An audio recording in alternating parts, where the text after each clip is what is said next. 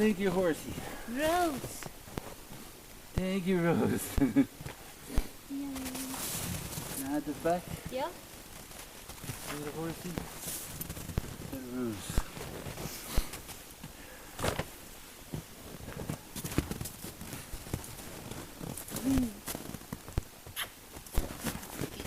Okay then. I'll see you next week. Yes. Please. I don't get a hood. Huh? I don't get a hood. Yes, you do.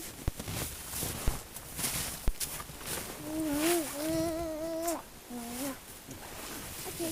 Bye-bye. So my 2 weeks supply has just arrived. And exciting. What do I have in there?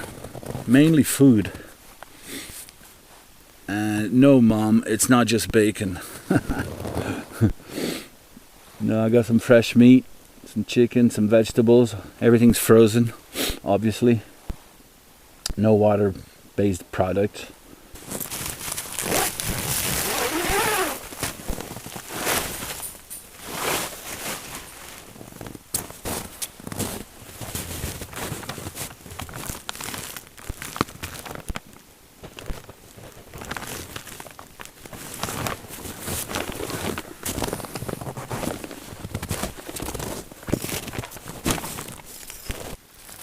I just received a package from one of my sponsors.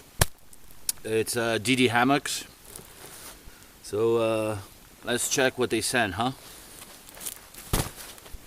What do we have here?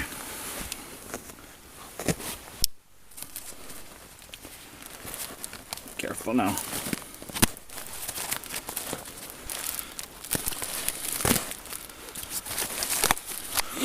The first item they sent for me to test is a DD Hammocks, a mesh hammock.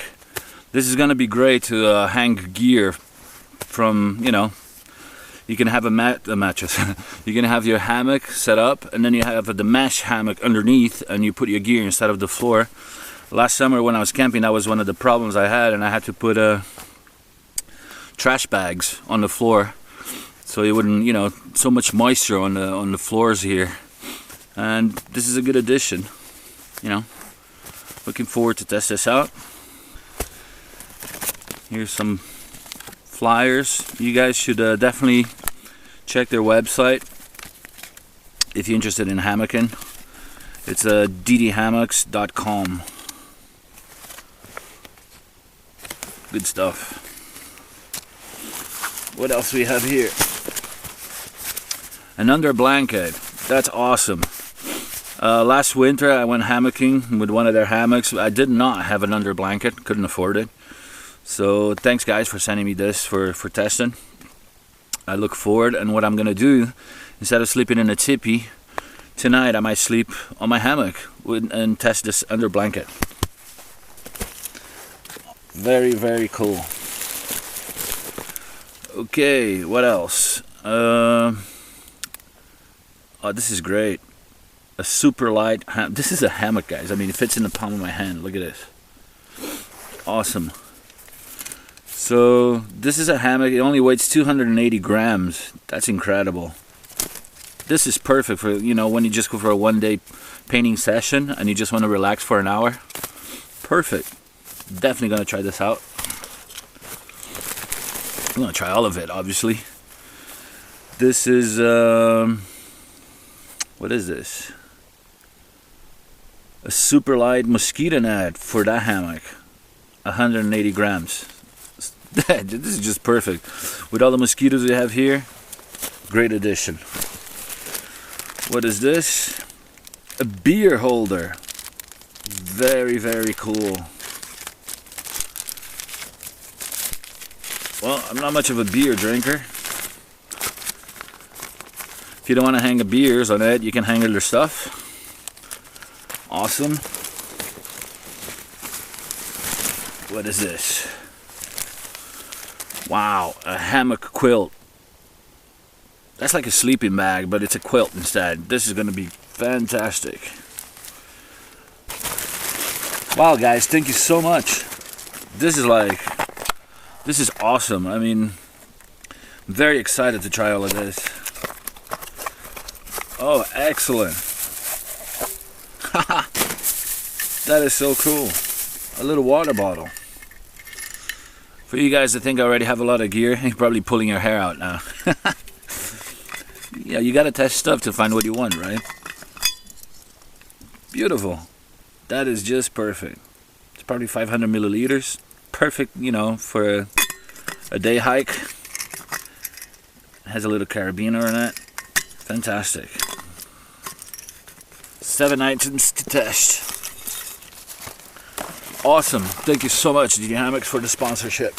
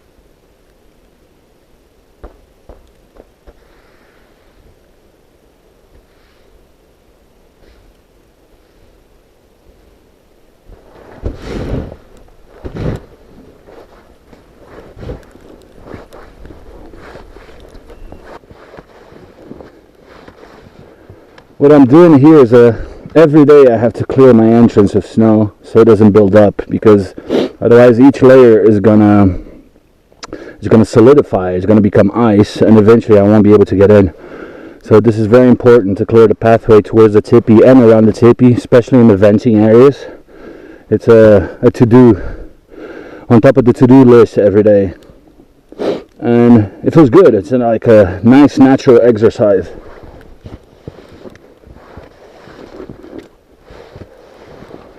Everything here is meaningful. I don't have one thing that I do in this Tipi Diaries that seems meaningless. You know, like if I go to a gym and exercise, I feel like I'm wasting my time. You know, the only experience I'm getting is the health benefits of exercising. But here, you're doing the same thing, but at the same time, you're creating beautiful memories and having an awesome adventure. And I think for me, that's very important.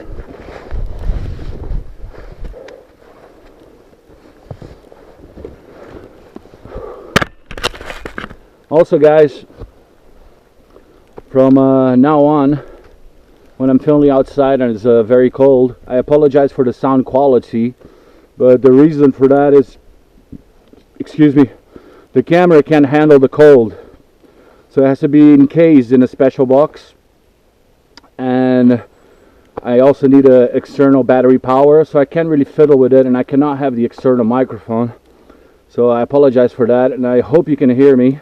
I hope it's not too bassy or cloudy or underwater like, I mean the sound. But it is what it is. This is all I got to film, so we'll have to do, right?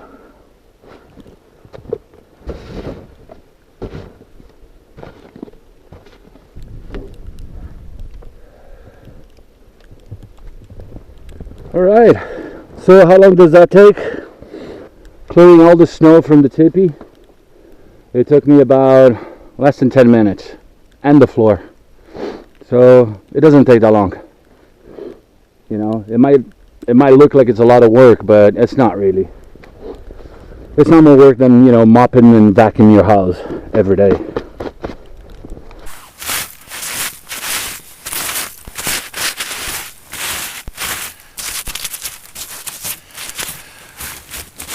What I'm doing here now is I'm clearing the ground so my stakes remain visible.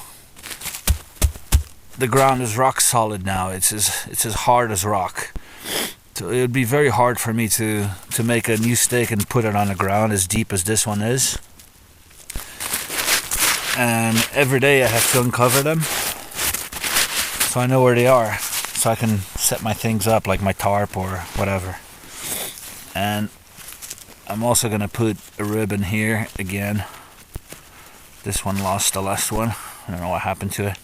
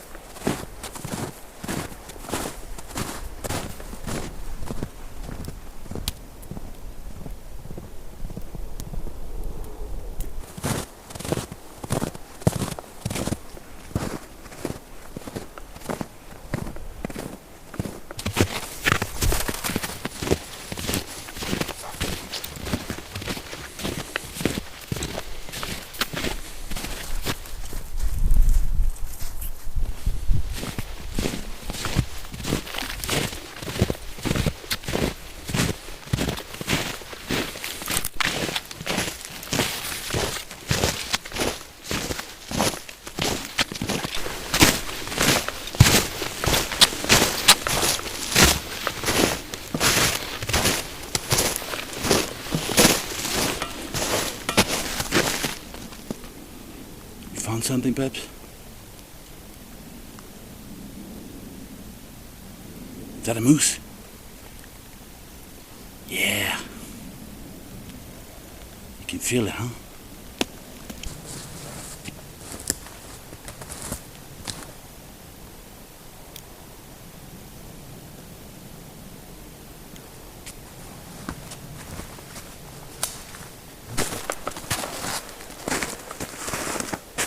You can see here that the stream's beginning to freeze now.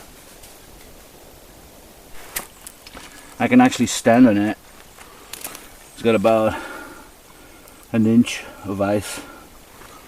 This is from yesterday with my hatchet. Made a little hole so I could get some fresh water. That's the cool thing. As long as it doesn't freeze solid, the whole thing, there'll still be running water underneath. And that's good. Unless it goes to minus, I don't know, minus 20 or so. It's not deep enough, so then it'll become rock solid. Which won't be a problem because we have a lot of snow to melt. Found a bit of grass to munch on, eh? Maybe we should leave that for the moose and the deer. Come on, you got your own food. Let's go.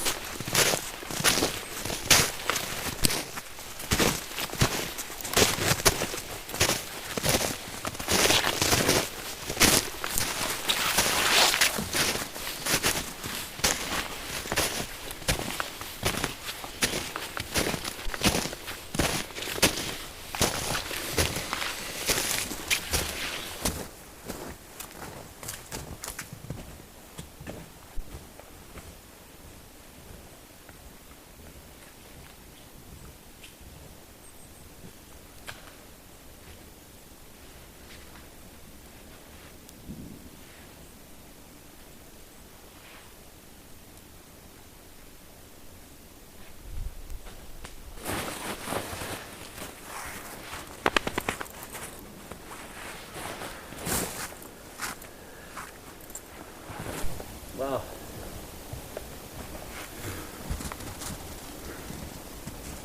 All this snow is from 2 hours since we left this morning. It already has this much on. Ooh. We like snow.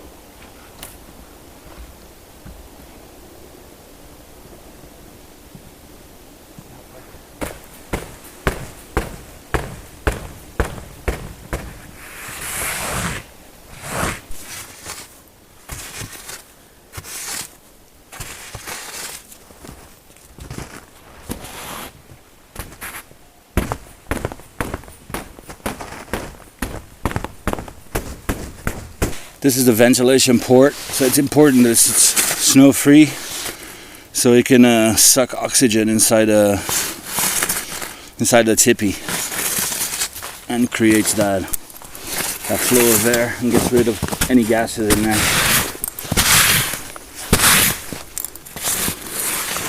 Like carbon monoxide and stinky farts from Petrus. Blame it on Petrus.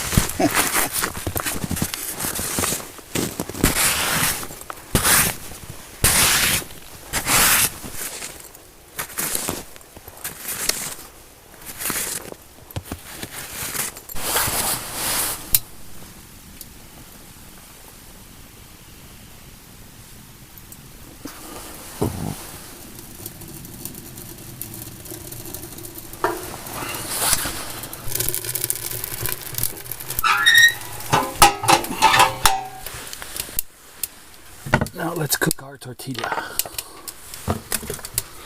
And for that, I'm going to use the BUSHCRAFT Essentials Bush Box.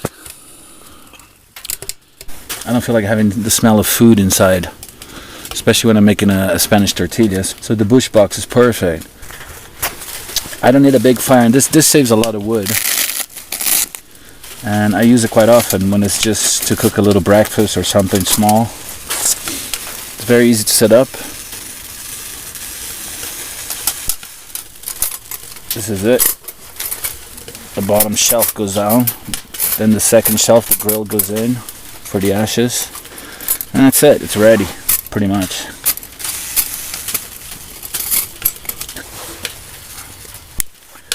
You can use any twigs with this. You can use grass. It doesn't last long, obviously. You can use old coals, briquettes, you name it. It's perfect. It's very portable and it keeps the soil from burning. So it's perfect for a one-day trip, or like I'm doing now. I don't need a huge fire because I have other things to do later, so I don't want to waste big logs of wood just to cook a meal. So this is perfect. And also don't feel like cooking inside.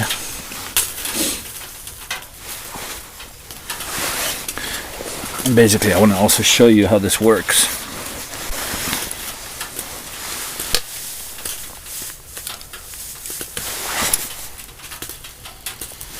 Not much to it. You just feed wood and let it do its job. It's a very good design. It's German, at least this model. This one's made of stainless steel. I've been using this bush box for about a year now. And it's one of the things that I always carry with me. I have a smaller version that I always carry in my backpack. This one I only take if I'm staying overnight camping somewhere, you know. It also doubles as a mini bonfire, you know. You don't have to have a huge fire just to get the psychological effects of it. So this is perfect, and you're gonna see here in a second what I'm talking about. So as you can see, I got a nice little bonfire going. It's just a very nice way to cook. And barely wasting any wood. All I'm using here is twigs, and I'm gonna use some old coals from a fire that I made last night. So once I have a little bed of coals here, I just chuck a couple of the other old coals. That'll ignite, and then that's enough heat for me to cook. Once I have it like this, what I usually do is I throw some old coals like this one here to really catch it, and then I'll be able to cook it without any problems or rush.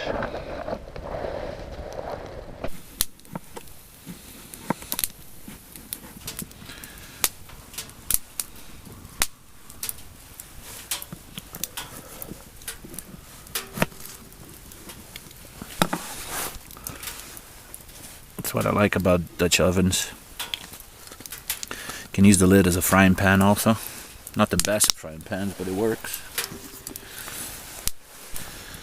I'm gonna put my onion in here. I'll use a lot of garlic because it's lovely. Lovely stuff. And it's really good for you.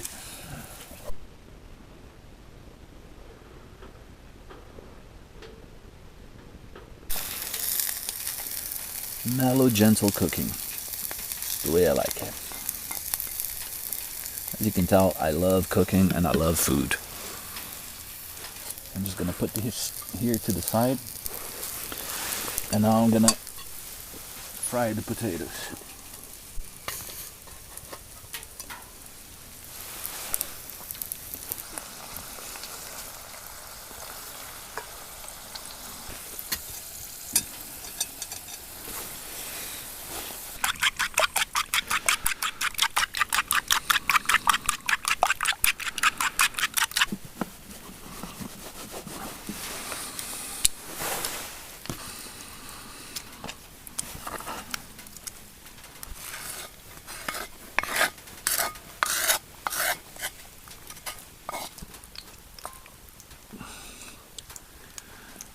I got all the ingredients mixed up here, and now it's time to put it right here in one swift go.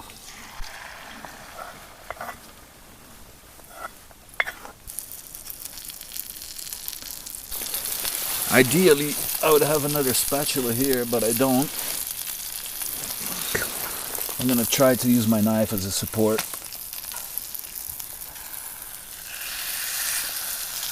Hopefully this won't break.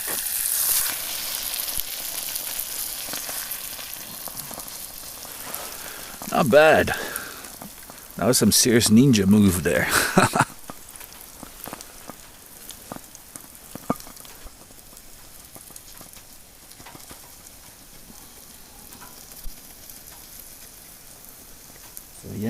potato tortilla, Spanish way.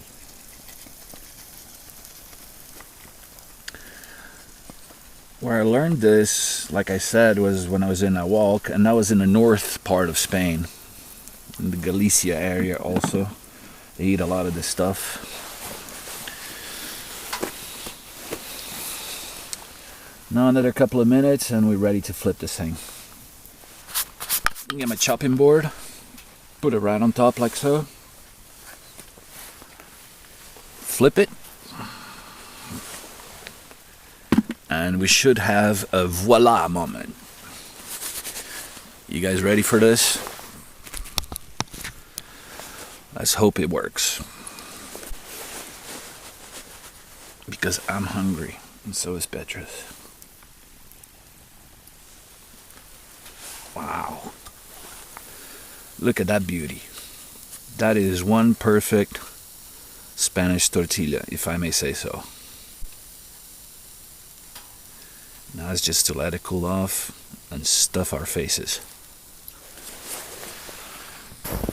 So now I need to wash this bowl from this egg stuff. And to do that and keep it simple, what I do, I just grab some snow, pack it hard, and rub it. You see that yellow snow? That's the bits of egg.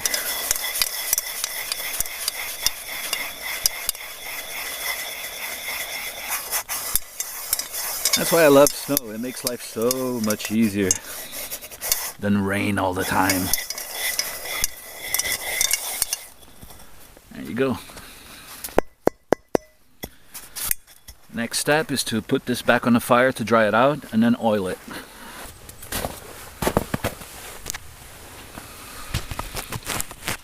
So now by putting this back on the fire, obviously I get rid of all the moisture, water, anything that may make this pot rust. So I just let it sit until it's bone dry, and then next stage is to oil it. Okay, as you can see, there's only that tiny little bit of moisture left. You know, it's really important for me to take care of my things here. Always make sure that I dry them. One mistake, and for example, this pan will be full of rust within one day, and then it's another couple hours just to remove the rust with sandpaper and whatnot. So it's very important for me to keep my game in check and never to forget to do these little chores. But I must say, after a couple of months doing this, it becomes routine, so you don't really forget. Anyway, you can see that now all of this is dry. A little bit of sediment here, but nothing's going to hurt. Remember that oil that was left on the Dutch oven?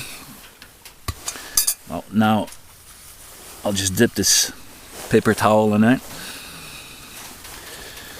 Gotta put my gloves on. Now I coat it with the oil. That's what I said, nothing here goes to waste. Even the oil that goes into my gloves will help insulate the gloves from moisture. Alright, the other side too.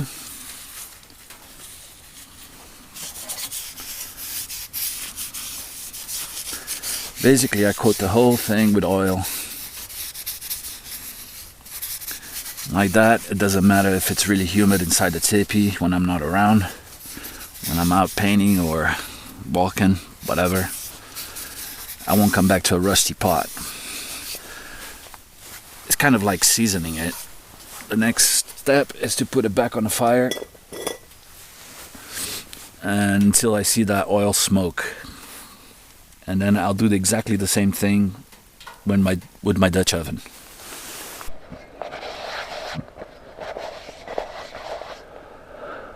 The oil is good for my gloves. It'll keep them waterproof. It's just one easy way to not waste anything. Instead of using paper towels and throwing them away, I use my working gloves. Get this pot nice and polished. There, with Beautiful. Ready for another use.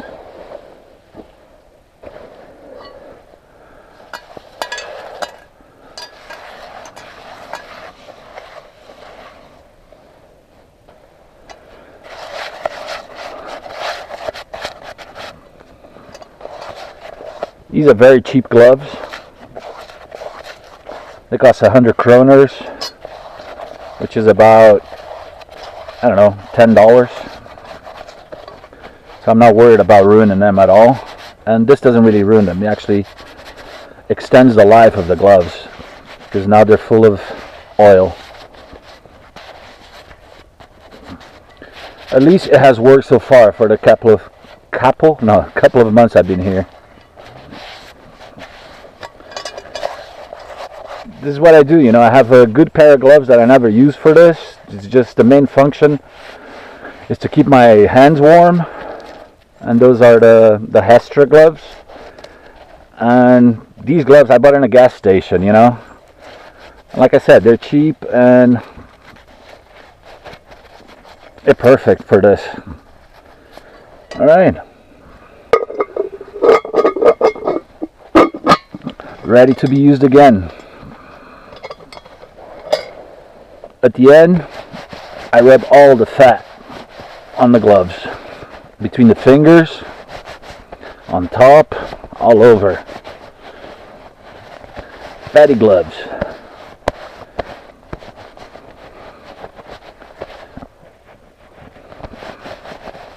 Perfect. I don't want to waste those coals, so what I'm going to do next is I'm going to make some char cloth. I make a batch every now and then, and I might as well do one now so you guys can see. Char cloth is a great tinder material to start fires. To make char cloth you need a tin, like a metal tin, and a fire. Looking for tins to make char cloth, the best thing that I actually found and the most practical has been empty cans of pipe tobacco, which I smoke. Because you know, you can open and close them very easily, so you get a nice airtight seal. So in that sense it's perfect.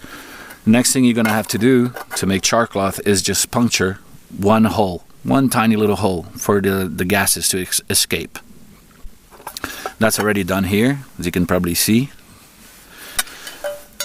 You're gonna need a nice bed of coals.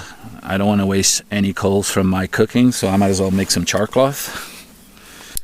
And then what you need is any kind of rag, cotton rag, linen, anything. You know, you can use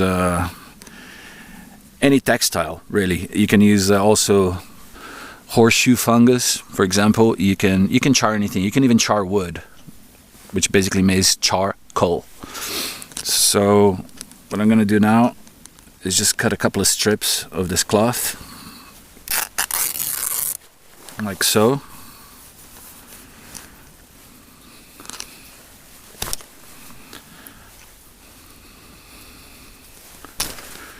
I like to have small strips instead of one big bunch bundled up, so just to make sure that everything chars properly. Okay, so now I just lightly pack this like so.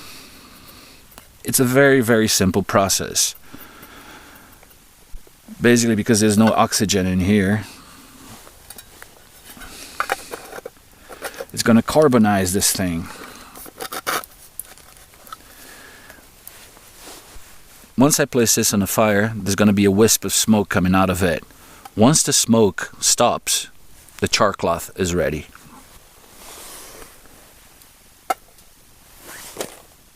Now it's a waiting game.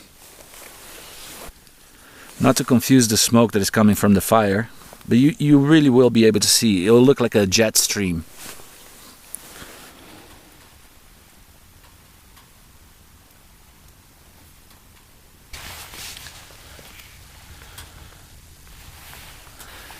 Now you can see the jet stream coming out. A little wisp of smoke coming out from the hole. Basically what that means is it is carbonizing the cloth. Or the cloth is carbonizing. As you can see now, there's no more smoke coming out of this. So it's safe to say that the char cloth is ready. Now it's the moment of truth. Here we go, guys. Char cloth. As black gets. Now this stuff will take a spark like nothing else. This is one of the best ways to start a fire. So once I'm done, usually it goes into my bucket. My tinder bucket is basically, it's kind of running low, so I have to, well, that's why I'm making char cloth. I got birch bark, old mince beard, which is a lichen, and some char cloth. And that's how I start my fires, guys. Now it's time to wake up that guy so he can have a piece of Spanish tortilla. Hey boy, you hungry? Look at what I got. Spanish tortilla. Oh, yum. Come on, let's have some. Okay, I can't give you much of this because it has garlic and onion, and that's not good for dogs. But I can cut a little piece out with just potato and some ham, just for you. What do you say about that? Feels good? Oh boy, you're shaking.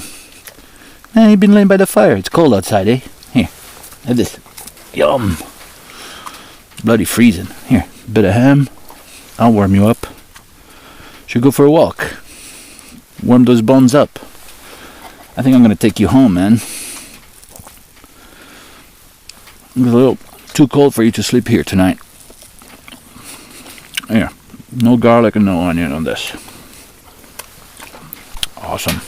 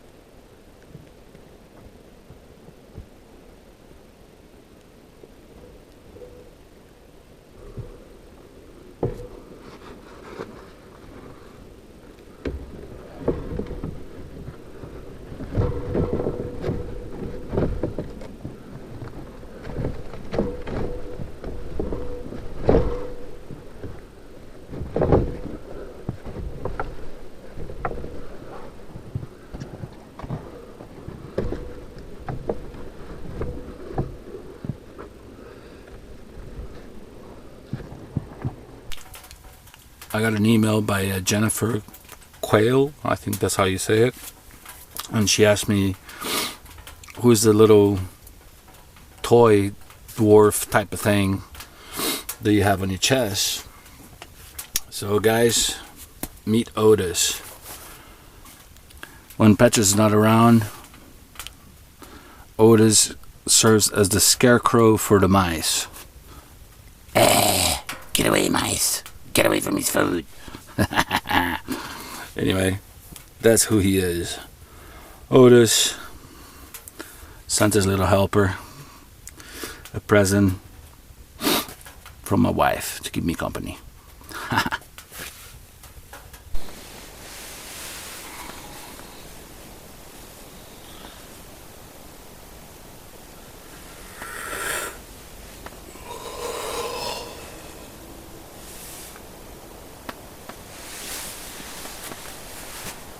Oh, slept like a bear.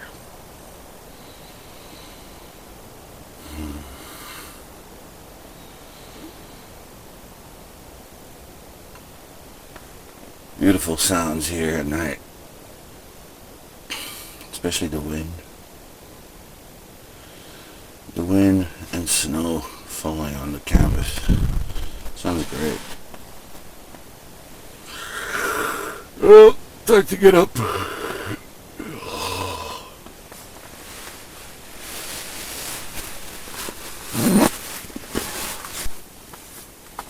If I'm not working outside, usually I wear some other clothes.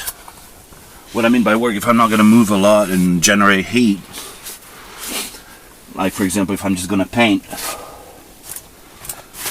I usually wear these snow trousers and a thick jacket and a thick hat, and I save my other clothes for when I need to do, you know, things that make you sweat, because they're very, very good for that.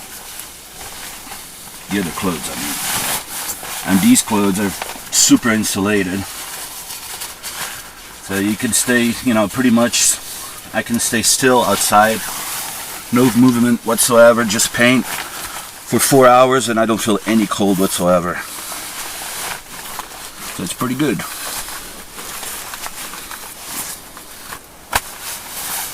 So yeah, then it's this big jacket over here and this hat, and that's all I wear.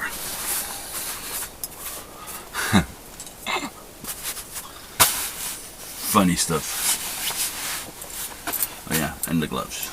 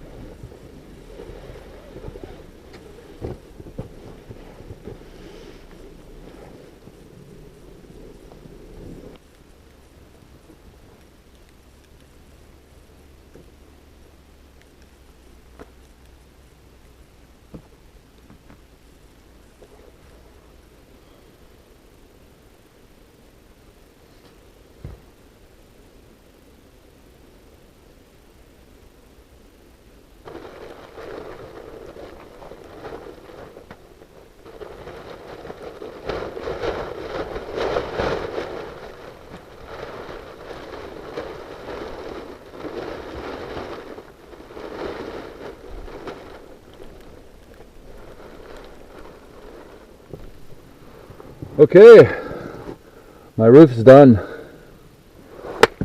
Nice. Now it's time to make a bonfire and warm up.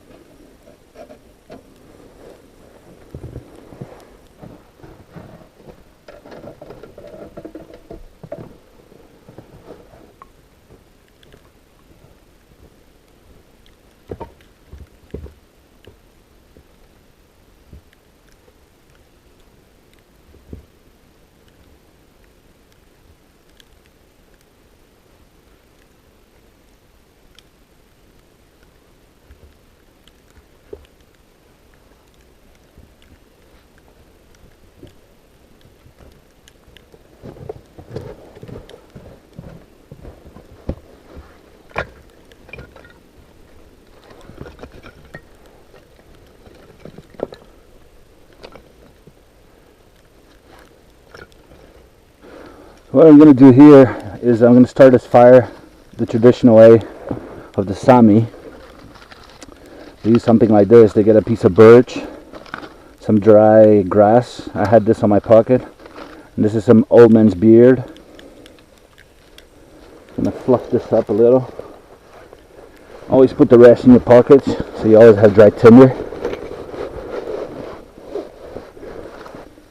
I don't know if I have enough here. Should be. Then what you do is you put this inside a cylinder made of birch. Make it like a burrito, like so. And then you put your little piece of your hot ember here. Like that. Also going to try and find I'm also going to try and light this fire the traditional way with flint and stone and some char cloth. I'm getting a little cold. I've been working all day. I'm wet. I'm soaking. I should change to my night clothes now. But I'd like to make a fire before I do that. So let's do this.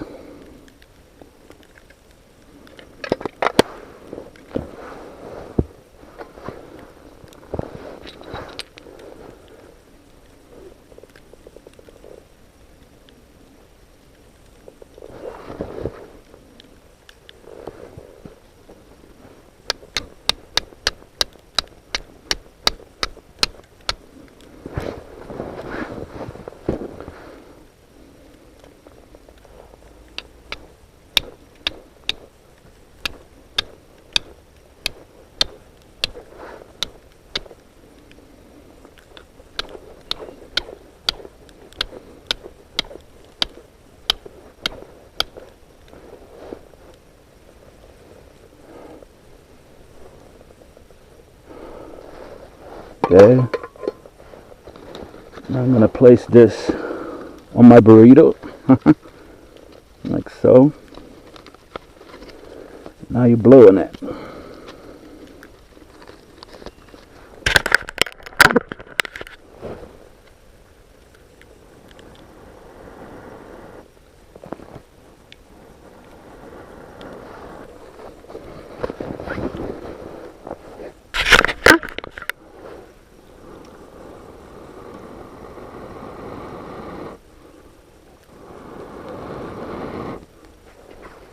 Fire.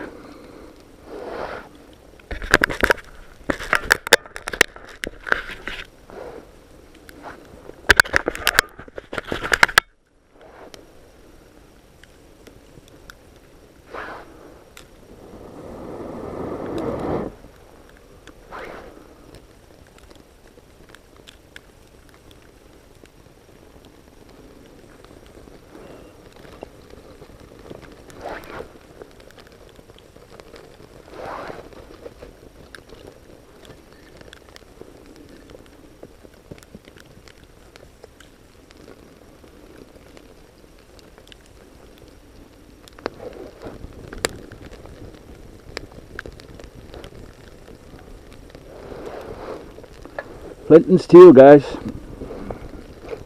Always good to practice this stuff. Well, that's why I'm here, right?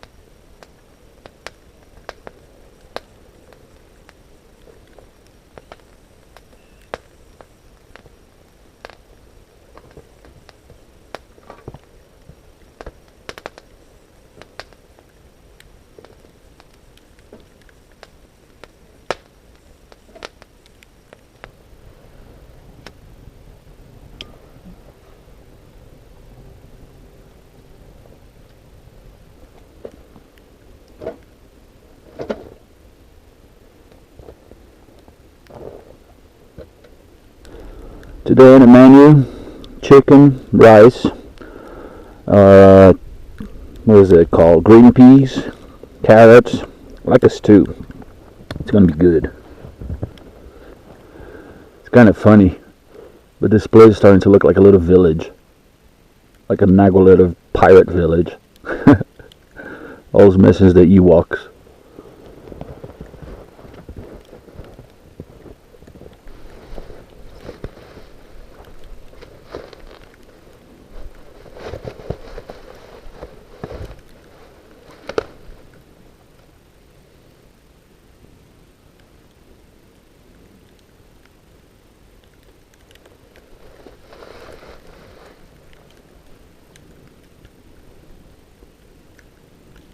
Hurry up, I'm hungry. Rabbit, rabbit, rabbit.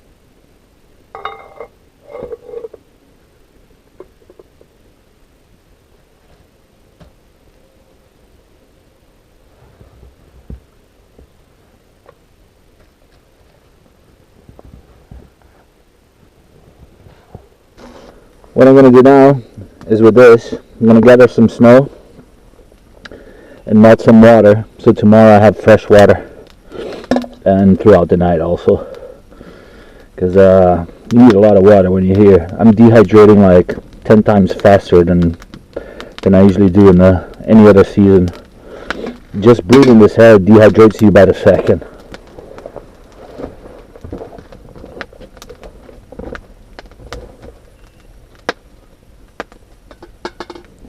I have about 4 liters of water in a vacuum bottle, so I'm not desperate or anything like that. What I'm desperate for now, what I really want now is my dinner. Water I got, no problem. So that's how I set it up usually. At this time of night, I put my dinner cooking, unless I'm cooking inside. But it's nice to be outside, you know, you can't be inside a tipi all the time. And hence why I built this shelter. Anyway, so the dinner is finishing, maybe another 5 minutes. And, you know, just having the bucket of water next to the fire instead of the top of the fire, it's enough. It will melt. And, yeah, that's that.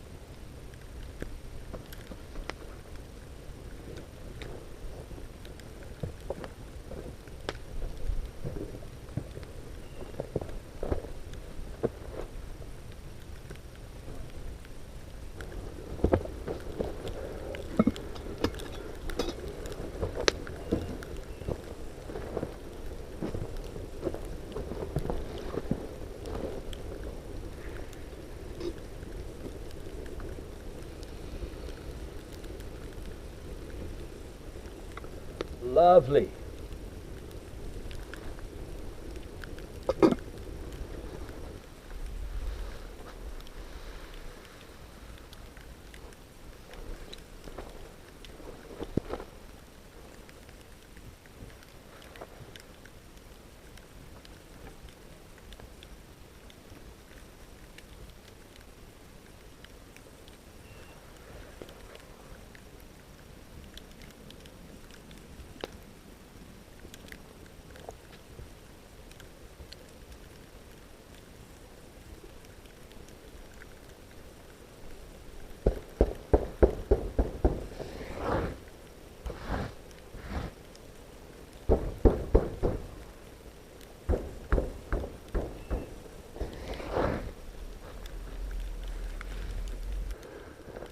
So it's about 6:30 now, and usually this is when I start heating up the tipi.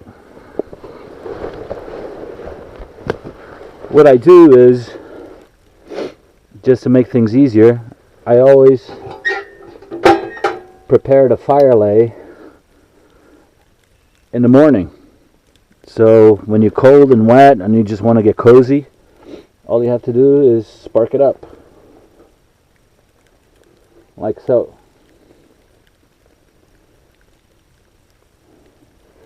And hope they will catch. So from now,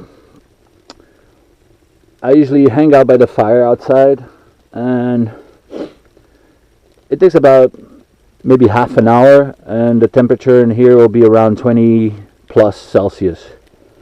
Very cozy indeed. Look at it all go.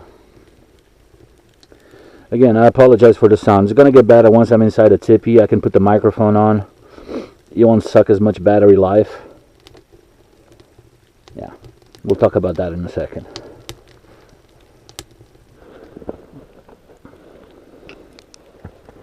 That, my friends, is a welcoming sight. It says 100% coziness.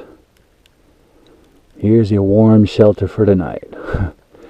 I tell you, after just being outdoors all day long, either painting or doing all the chores that you have to do around here, it's just blissful. You really appreciate little things like fire. Look at that go. It's just so freaking beautiful.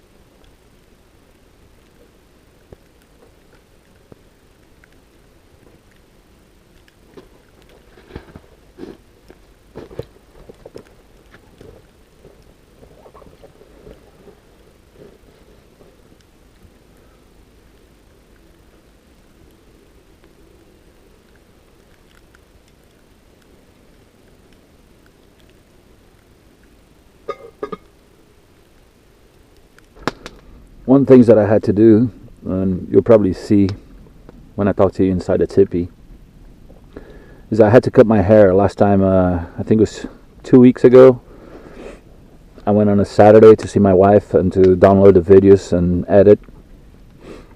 And what I did is I cut my hair. And the reason why is I sweat so much when I'm working here that my hair stays wet, and when it gets minus 10, minus 15 Celsius, it becomes like ice. If I stop for, I don't know, 20 minutes or so, half an hour just to relax. Even if I have a hat, it feels really, really disgusting. Not pleasant at all. So if I was gonna go in the wild, even for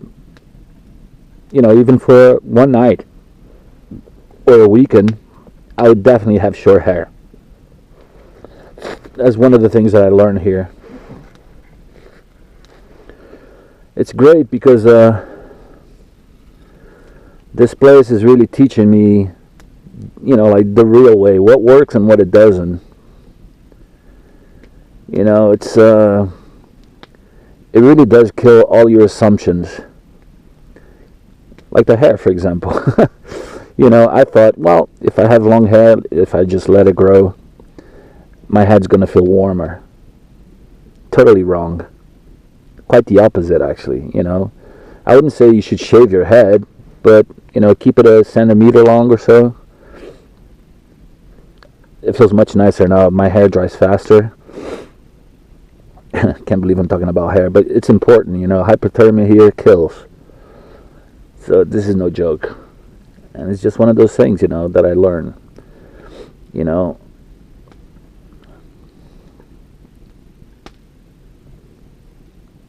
I took care of my feet. I'm taking care of my feet. I'm taking care of my hands. I'm taking care of my clothes. Everything's properly done, and I haven't had any trouble in that part of the clothing system. But who would have thought? Slightly long hair. Man, I mean, I'm gonna keep going on about it. It was about this long, and it got so frozen and so cold sometimes that it was actually giving me headaches.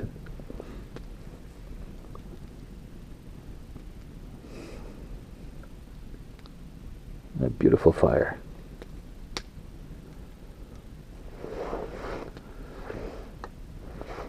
Cheers, guys. Cold chocolate. It was warm 5 minutes ago.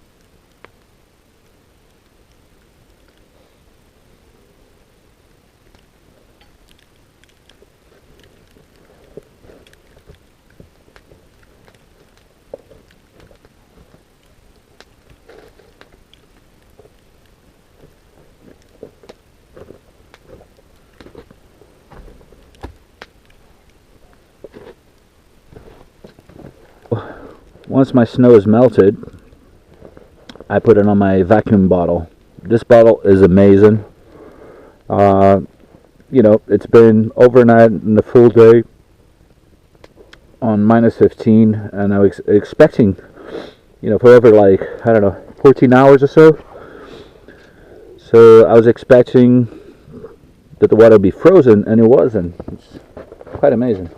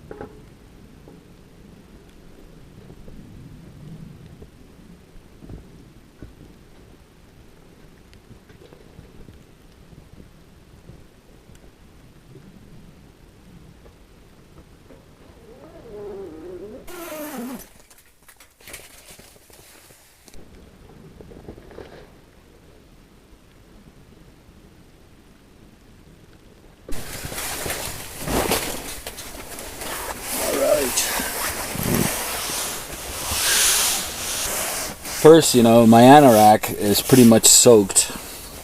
You know, drying my clothes haven't been much of a problem, but now that it's extreme temperatures, I really need to build a rack here, some sort of a hanger, like a scarecrow, that I can plant my anorak and my pants to let them dry, because a month ago, just me sitting here wearing my clothes would dry them off, and I can still do that, but you know, it's kind of a pain. You want to put your pajamas on and whatever, and this is pretty much soaked. Even though, you know, you always brush the snow off before you come in. It's good that this anorak opens like so. But I usually take my clothes off outside because it's kind of cramped in here. It's very easy for me to, like, when I'm moving around taking my clothes off, to touch this hot pipe and burn my clothes. So it's better to do it outside. First I have to get my gaiters out.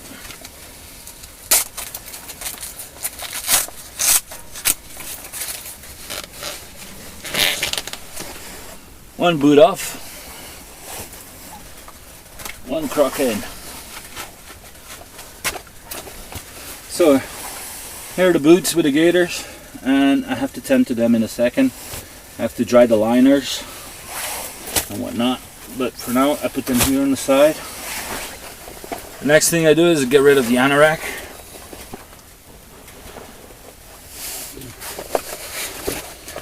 It comes out. I mean, it comes off pretty easy. You fold it and put it over here for now. I have to dry it after.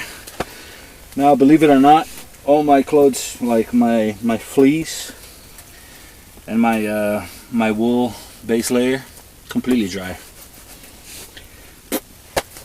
Been getting snow all day long on top of me, and I'm totally dry. Anyway, next is the pants.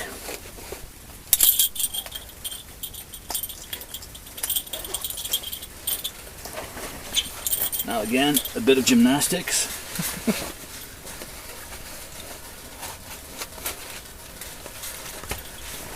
Not so bad. It's not hard. Look. Yoga balance. Anyway, I don't do yoga at all. But we're in the bush like this, I guess you just have to learn. These will have to be dried as well. And, well, here's my base layers. I know it looks a little bit odd, like, but I'm completely dry. And that's that. Close the door.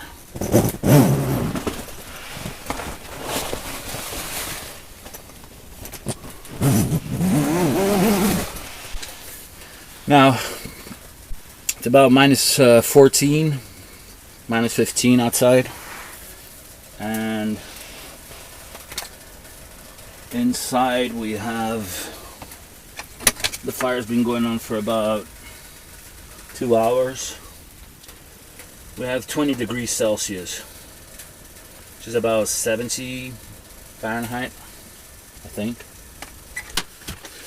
Candles, candles, candles. Gotta make it cozy, right?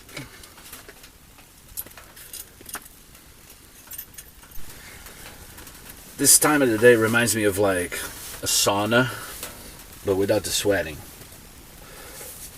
You don't want to sweat. But it's such a nice feeling after a whole day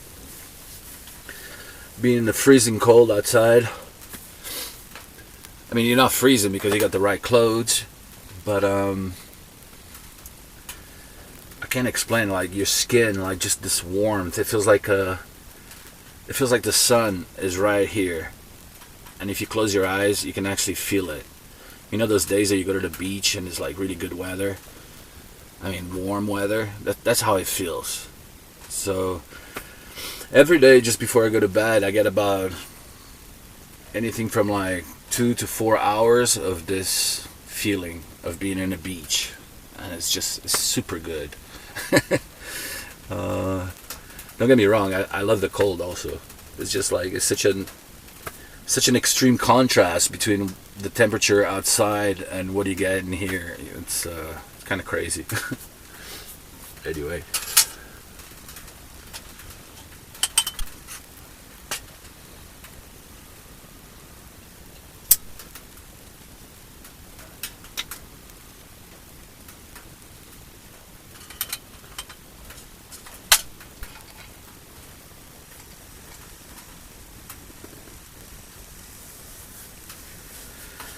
Alright. I really need to build a dry rack here. You know, before it wasn't a problem. I would wear my clothes for half an hour and they'd dry up, and you know, I could do that, but it gets too hot, you know, for you to be wearing your clothes sitting here with, you know, 20 plus when you're wearing clothes that are wet, that you're supposed to use them in minus 15 Celsius. So anyway, I need to build a rack over there, so that's going to be something I'm probably going to do it tomorrow or so. Wow, it's toasty warm. But for example, I can't put my anorak right next to the fire. That'd be stupid.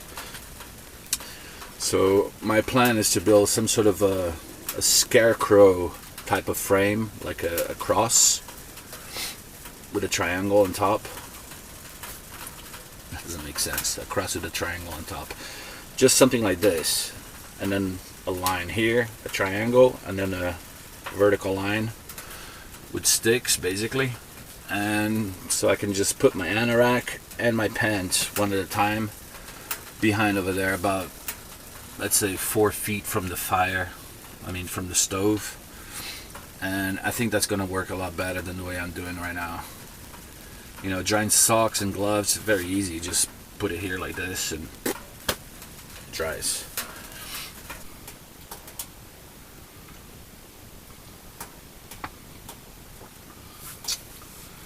Okay, Q&A time.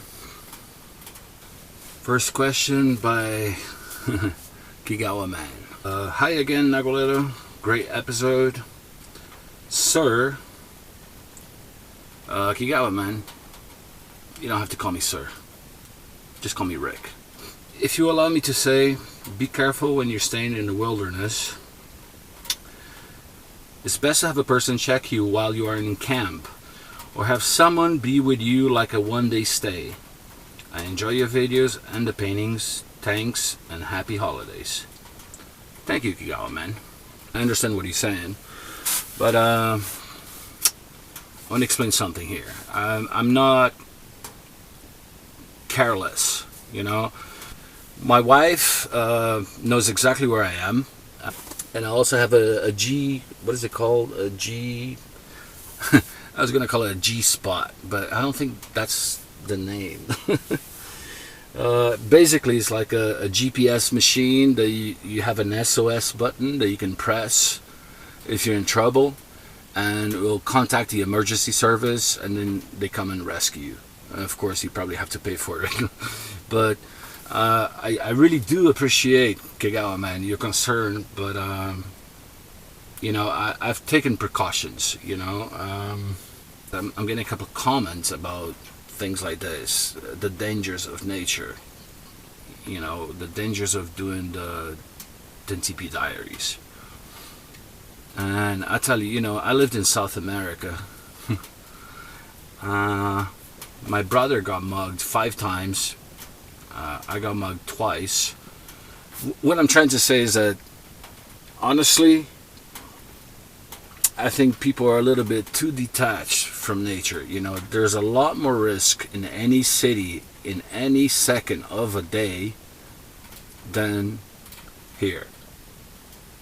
Just saying, you know. Okay, you might have bears, wolves, wolverines, and whatever, you know, but they're not assholes, you know. There is more risk for me to go to a big city and get stabbed than me spending a whole year and get stabbed by a moose. Anyway, Kigawa Man, thank you for your comment. It's by Hornbecker, I think. Hey Nagualero, you just got yourself a Danish audience. Someone posted on the Danish Bushcraft forum your Tipi Diaries, and to my knowledge, a big bunch of us are now followers. This is the best TV for me, beats all the cable stuff. Regarding your painting, have you ever tried to use a camera obscura? I just made one in plywood. with a mirror and lenses. Be safe and best greetings from Denmark. Us with the red salami. Ha ha ha. I love your salami, man. Ooh, that's not bad. I love your country salami. Yeah. Anyway. Have I tried a camera obscura? Yes, I have. I did it in college back in Wales. It was part of our course in illustration and painting. And it was a lot of fun. You know, someone put the Tipi Diaries on the BUSHCRAFT forum in Denmark. That's awesome. That's really cool, man. And whoever did that, thank you. Awesome. And I hope you guys enjoy it and, you know, be here with me in spirit. Tak. Next question by Khaled Dimming. Sorry if I'm murdering your name. Oh my God, I spent the last week worrying about you and the future of the series. I'm so glad that you went home during the storm and that the tipi is still standing. So am I.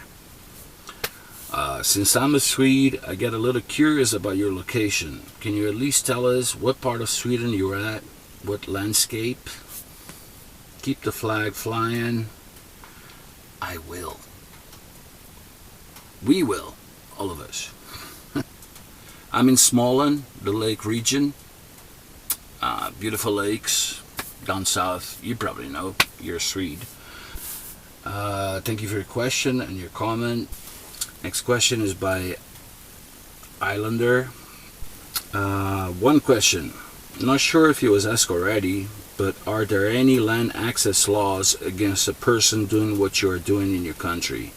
Did you have to set up on private property to stay within the law?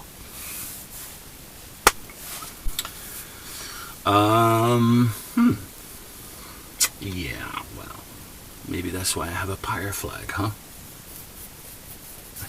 Nah, just kidding. No, I did ask permission. But in Sweden, you have something called all men's rights, or something like that. That you have the right to roam the land. Everybody in Sweden, and foreigners also, are allowed to come to Sweden and roam the land. You can set up camp anywhere in Sweden, as long as you're not... Oh, crap. Oh, anyway, sorry. Yucks.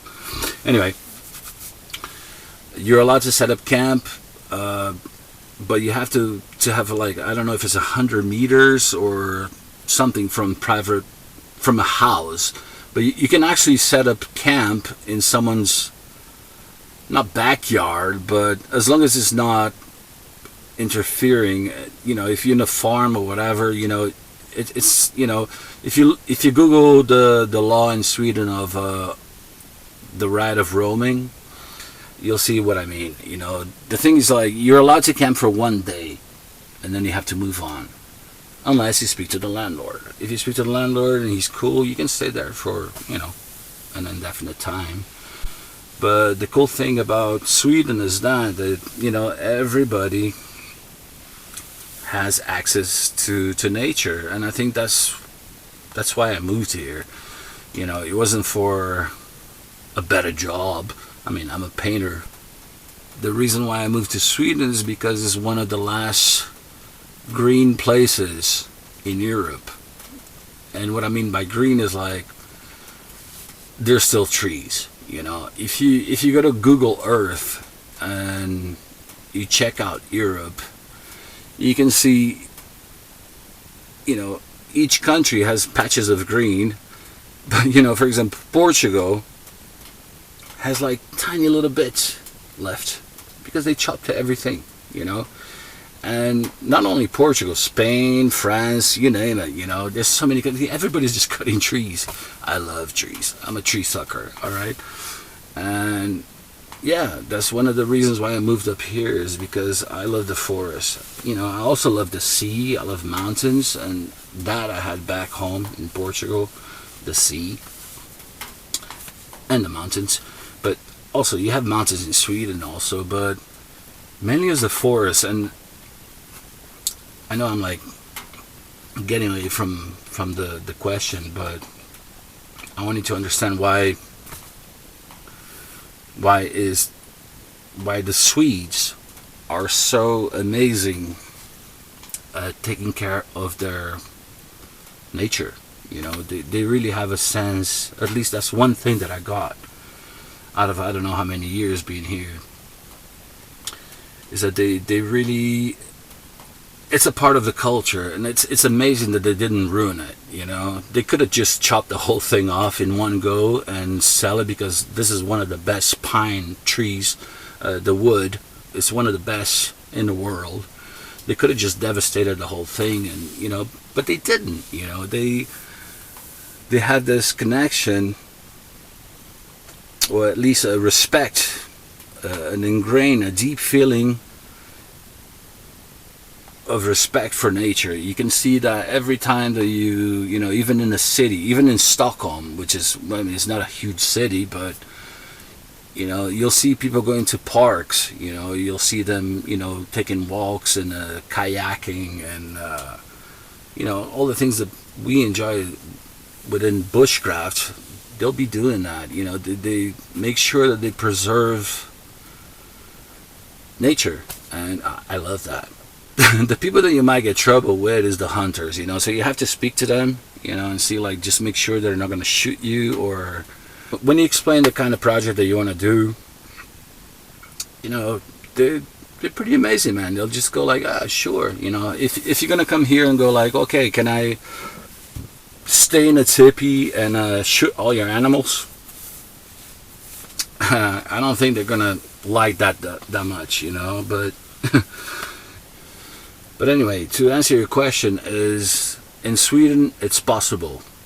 I'm doing it, and you don't need a government permit. You don't need you know, you have the right to roam, you have the right to camp, but I think the main law in Sweden comes down to common sense, you know, and respect.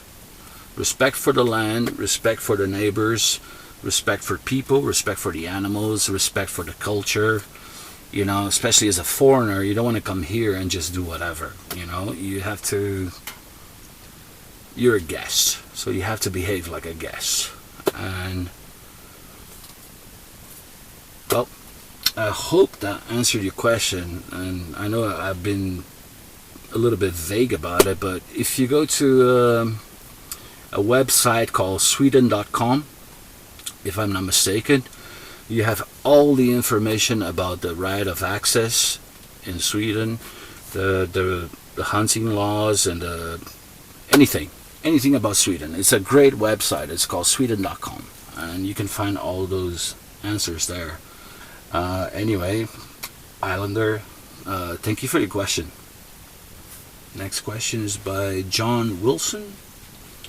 What brand is your jacket? My jacket, I think you mean my anorak, the green thing that I wear all the time, this one here. The brand's Fjällräven. The model is called anorak number 8. Thank you for your question, John. Sukilu, glad to see you and the camp survived. Great to see Patches again. How much variety can you get with your diet? You sound like my mother now. Sorry. She sent me a message, a letter actually. Anyway. It must be difficult with the very limited cooking options. If there's really bad snow, do you risk getting yourself cut off from resupply? How much variety can I get with my diet? Well, let's say the first 2 months, pretty much dry food and canned goods. Right now, because of deep freezing temperatures, I can have anything, pretty much. Definitely not fresh vegetables, but I can have frozen vegetables. I have chicken, I have fish, I have basically anything that is frozen, you know. So yeah, I'm not eating pasta and cheese and bacon every day. I understand maybe you are as concerned as my mother is that I'm gonna have a heart attack within a week from eating bacon and bread every day, which is not the case at all. If there is really bad snow, do you risk getting yourself cut off from resupply? Yeah, but over here, just in dry food, I have food for at least 2 months. Outside, I have about 3 kilos of chicken breasts, about 5 kilos of assorted vegetables, plus this. Even if I was cut off from resupply, I'd be okay. Like I said, this is not a survival show. This is all planned. But anyway, Sakilu, thank you so much for your question once again. No worries about the food and no worries about the resupply. Next question by Benjamin. Hello, it'll be Christmas by the time you read this. Merry Christmas. You have the coolest stuff. Do you have too many things or not enough? Do you work in pastels ever? Do you ever smoke a pipe tobacco, not the other stuff? Ha ha ha. I have one corn cob or Indian hand carved pipe for sure. If you could do a wild boar roast, that would be cool. Either on an open spit or buried underground in coals. Do you have too many things or not enough? I guess you mean gear. Yeah, there's a lot of gear. The whole point for me to do this, again, is to bring everything that I have, plus what I got sponsored with, and try it out in a real scenario for a real long time to really see what works or not. But what I'm also doing is I'm getting rid of everything that I don't need. This is not a weekend camp trip. This is a 6 months, maybe even a year camp trip. Do you work in pastels ever? Yeah, I did back in college. I do smoke a pipe tobacco. In fact, let's do that now. Here's my, I don't know if you can see it, my church warden. It's a beautiful stamp piece. And nothing fancy, a good old corn cob. I think, again, it's called a diplomat.